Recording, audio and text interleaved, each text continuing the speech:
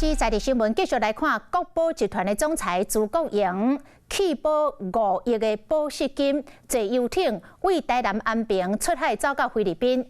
即卖相关的单位是咧查帮伊逃走的共犯，昨是来约谈到朱国荣的女朋友一家口啊3个人。尾啊，这个爸爸是以100万来交保，妈妈甲兄哥各以20万来交保。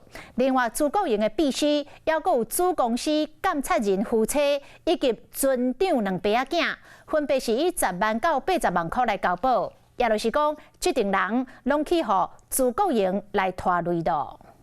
请问女儿现在在哪里？有没有跟你联络？头一遍出现伫镜头前，伊是朱国荣女朋友珊珊的老母，和翁婿甲后生因为涉嫌偷抢人犯，互北检约谈。问话了后，先生是100万交保，无惊一人20万交保，佮嫌因为总无钱，一直到早起，才总算会当离开地检署。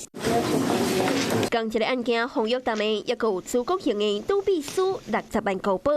捌和朱国荣做伙牵涉到炒股案，上港数笔文创的监察人林旭芬80万交保，外籍翁婿红限制出境。你们是受多少钱做这件事情？到三港朱国荣偷渡到菲律宾的船长甲船员，爸仔3个人嘛是以30万到10万块交保。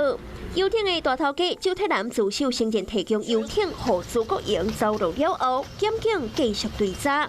9个人拢疑似到三港暗砍朱国荣的行踪。风声讲朱国荣捌秘伫万纳都去互软禁，嘛有消息讲伊伫中国互掠着，验过并无得到证实。朱国荣弃保监督了后，有6件案件去互通缉，犯罪所得也被互扣案的超过2亿。北检发函外交部领事局注销朱国荣的护照，调查局也启动司法斗三港抓人。